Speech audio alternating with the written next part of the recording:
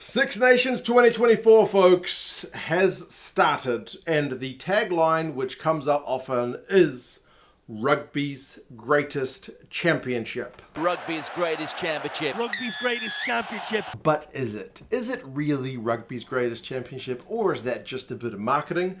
Today we're going to compare the two premier championships, the one from the north in the Six Nations and the one from the south, the Rugby Championship, to see which one can hold the claim of the Rugby's greatest championship. We're going to look at things like how many tries are scored, which have got the best teams playing, which has got the best history and attendance, all this kind of stuff, to see if we can come out with a winner.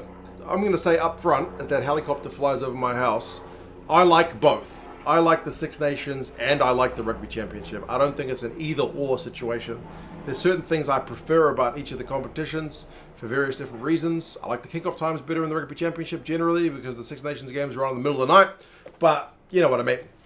There's certainly different factors and different things that excel about both competitions. But today we'll compare them and you guys can let us know your thoughts. But first, I need to say a quick thank you to the sponsor of today's video, which is AG1. If you haven't heard of AG1, AG1 is a comprehensive and convenient supplement which has got 70 high quality ingredients in one scoop and helps support physical and mental health. I've been drinking AG1 for about a month, maybe just over a month, and it's become part of my everyday morning routine. My previous routine revolved around coffee. First thing I did in the morning was have a coffee, then get my children up, breakfasted, ready for school.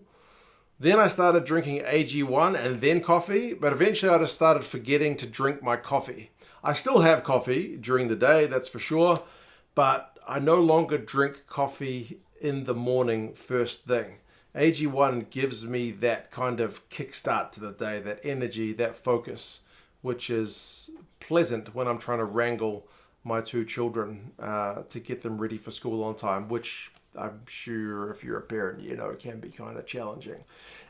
Best part is actually probably not even the school days, it's the 3 a.m. kickoff days. Like last week, we had a kickoff on a Sunday morning here in New Zealand, which was 3:15 in the morning. So you better believe I rolled off the couch because I didn't even sleep in the same room as my wife that day because I didn't want to wake her up at 3 in the morning when I was getting out of bed. Rolled off the couch and then basically just grabbed the AG1, grabbed the scoop and mixed it in with the water. That's kind of one of the key parts about adding this to my like regular health routine. Like any new habit that you're trying to form for your health and lifestyle has to be easy to kind of become part of a regular habit. It's designed to be simple. Mix this with water and you're basically good to go. Takes me all of a minute to get it ready in the morning. So yeah, and it tastes like slightly fruity. It's a very mild kind of sweet taste, a very soft, sweet taste. My children have tried it on the days when they get up before me. They see me drink this, and of course, being kids, they're curious, what's Dad doing? I want to try it, Dad. So they both had a drink as well. My 5-year-old daughter described it as, it reminded her of yogurt, and I guess that's because she often has like a fruity yogurt like as part of her breakfast. So that's the thing that a 5-year-old's brain went to. I don't know if I would go with yogurt, but it's certainly got that kind of hint of fruitiness in it.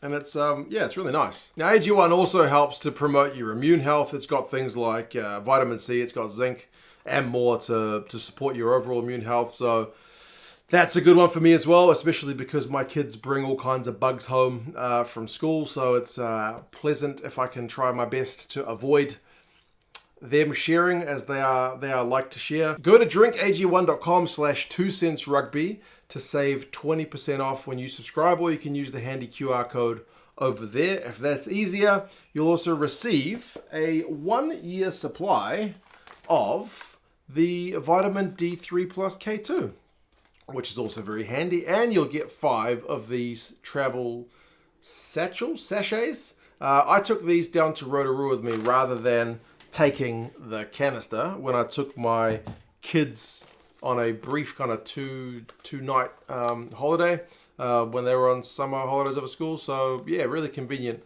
to be able to take the kind of mobile version as well. So yeah, check out the link in the description, folks. Check out the QR code. Thank you once again to AG1 for sponsoring this video. So Six Nations and Rugby Championship, we're going to start with the history. I've always been a bit of a big history buff, and I think this one is pretty obvious which way it's going to go. The Six Nations has a much longer, a storied history in comparison to the Rugby Championship. When I grew up watching rugby with the old fella, the Rugby Championship didn't even exist. For me, the kind of historic games that I look back on from my childhood watching the All Blacks were times like when they went to tour South Africa. That was like the big deal. Whereas the Rugby Championship, when it was first, the Tri-Nations is still a relatively new thing. So the Six Nations, with its history, with those rivalries which go back so far, it just adds that bit of extra spice, right? Like the fact that Gatland used to coach Ireland is still relevant these days. So how many bloody years later is that? So yes, history certainly goes to the Six Nations. Attendance likewise goes to the Six Nations. I've had a look at the last few years. Obviously, we had some COVID-affected years in there as well, where there were no attendees or minimal attendees kind of thing. But in the last couple of years where you could have full stadiums, the Six Nations is getting over 60,000 fans a game. I think last year, 2023, they managed over 1 million fans total. So a lot of bums on the seats. The Rugby Championship last season was more like averaging 46,000 per game. And I feel like tickets are just harder to come by for the Six Nations. Like, I don't think you can just rock on up to the stadium and buy a seat. You probably can't do that with the All Blacks either, but you can certainly log on to the website after the game schedule is kind of released and tickets go on sale and be relatively confident of purchasing an All Blacks ticket for a Six Nations game, for a Rugby Championship game. Whereas Six Nations, what I'm led to believe is often you have to buy them through your club or, know somebody basically, because there's not really like this big kind of public sale. Maybe the games in Italy are a bit easier to get a hold of. Now, part of that's the geography. The Six Nations lends itself a lot better to traveling fans, whereas, the closest game I'm going to be able to go to here in New Zealand is Australia, which is literally like a 3.5, 4 hour flight away. So, yeah, it doesn't lend itself as well to the travel, but still, even if the Southern Hemisphere countries were a bit closer together, I don't think they'd be getting the attendance that the Six Nations get. So more bums on seats, more history for the Six Nations. But what about tries? The stereotype we have here in New Zealand about the Six Nations is it's played in winter, it's always raining and cold and miserable, and the score goes up in increments of 3 because you don't score any tries. And I think the reverse stereotype is that the Rugby Championship, the defence is optional. It's going to be a game which is like 9 tries to 7 or something like that. So is the stereotype true? Kind of, because the average number of tries per game is generally higher in the Rugby Championship. So, Six Nations averaging between 4 and 6 kind of tries a game. Rugby Championship games tend to average more like between 5 and 7. So there are more tries scored in the Rugby Championship generally on average per game. So if you're a fan of seeing try-scoring rugby, then the Rugby Championship is probably your baby. Interestingly, though, you might be thinking that the Six Nations is going to be the one that kind of has the less flashy tries, just if you're thinking about the stereotype. But when you're looking at the top try scorers for the Six Nations, at least in recent years, they're all outside backs. Damien Penaud, French winger. Last season, I think the second top scorers were Hugh Jones and Blair Kinghorn, so another couple of Scottish backs. James Lowe, Damien Penaud the year before. Gabien Villiers the year before, Duan van der Merwe. These are all wingers. Lewis Rees-Zammit, Anthony Watson, like all wingers and outside backs. Either top try scorer, second top try scorer. Whereas the Rugby Championship's more of a mix. Yeah, like you've got Kurtley Arendse, fantastic, a South African outside back. Then Samisoni Taukei'aho, the All Blacks hooker, followed by Juan Martin Gonzalez, one of the Argentinian loose forwards. Callaway's an outside back. Harvey's an outside back. Will Jordan's an outside back, Steve Reese an outside back. Like, these are all recent years, like either top try scorer, second top try scorer. Malcolm Marx, hooker. So weirdly, maybe against the stereotype, the Rugby Championship has a few more forwards doing the old top try scoring. But overall, tries goes to the Rugby Championship. Close games.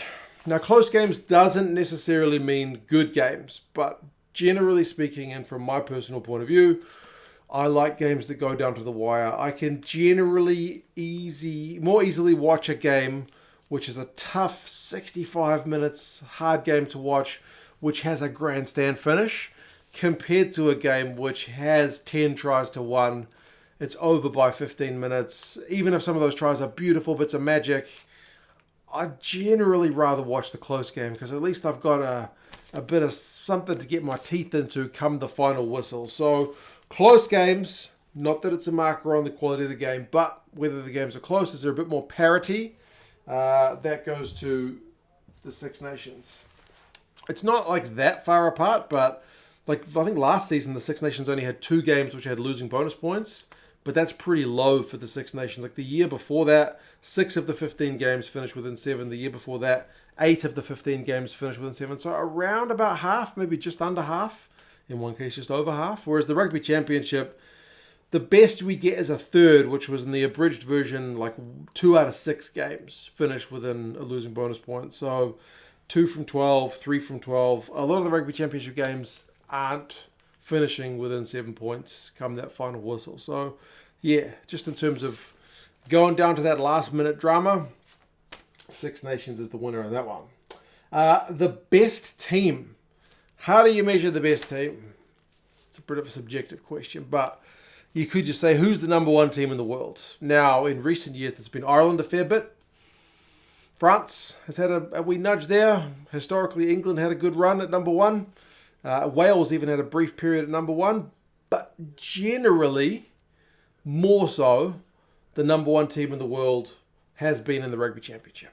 The All Blacks and the Springboks, pretty much. Now, you don't have to measure it by number 1 because a lot of people don't like the Rugby World Rankings. But if you were just saying, I'm new to rugby, I want to watch the best team in the world, you probably want to watch the world champions, the Rugby World Cup holders, and there's no doubt that that team tends to be in the Rugby Championship. So that's just my way of measuring it.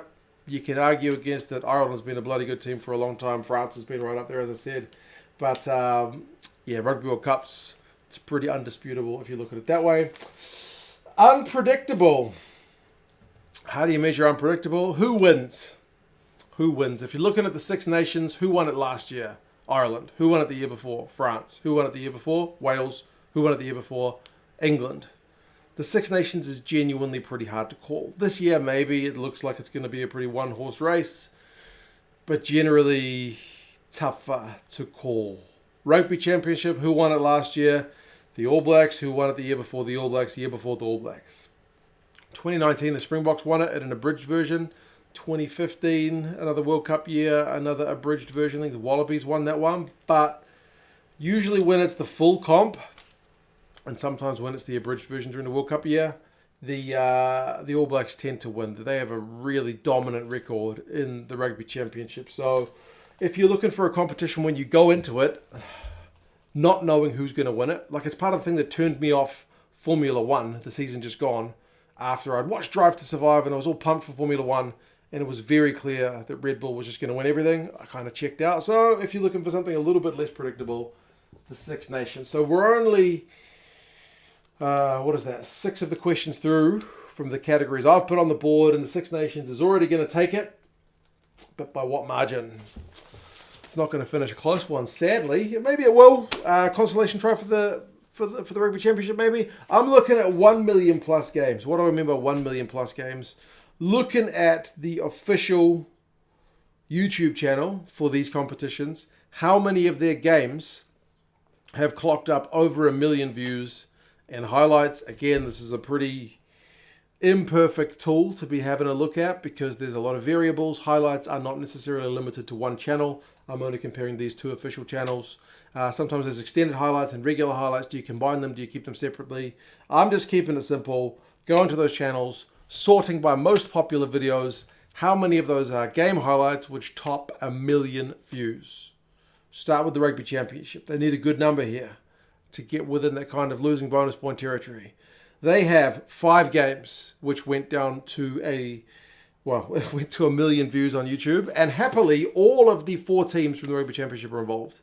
2020, Argentina beats New Zealand, 1.3 million views. Argentina doesn't beat New Zealand very often, so that was big news. People are interested when the All Blacks lose, especially when it's an upset. 2018, New Zealand, South Africa, twice, the home and away games. Both get over 1 million views. New Zealand, South Africa is a big deal, and there's another New Zealand, South Africa on this list as well from 2021. So 3 of the 5 games that topped 1 million views on the highlights are New Zealand, South Africa games. It's genuinely just a massive rivalry. And then there's also South Africa, Australia from 2023. It's a World Cup year. More people following the rugby. That was a big result as well. So 5 games top 1 million views. Can the Six Nations beat that? No. No, they can't. The Six Nations only has 2 games that have topped 1 million views.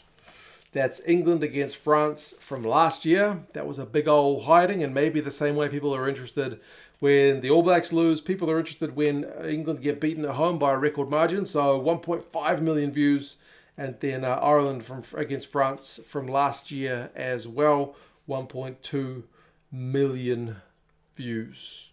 Rugby World Cup year, 2 of the favourites going into that World Cup. Maybe it is not entirely surprising, but yes. As I said, folks, these are just my 7 measures. So the Six Nations takes it out. Far from perfect. You could add a lot of other categories to things that you are looking for in a championship. These are some of the things that came to my mind when I was thinking what shows like a healthy competition that people are going to want to tune into. But as I said, I think they both have their own standout points and areas where things could potentially be a wee bit better. You could argue about Italy often finishing in the wooden spoon position. Argentina as well, but they didn't in the last competition. They left the Aussies as the kind of wooden spooners in that one, so that could be a factor as well. But yes, you guys let us know your thoughts. Cheers again to AG1 for sponsoring the video, and I'll talk to you guys again soon. See you later.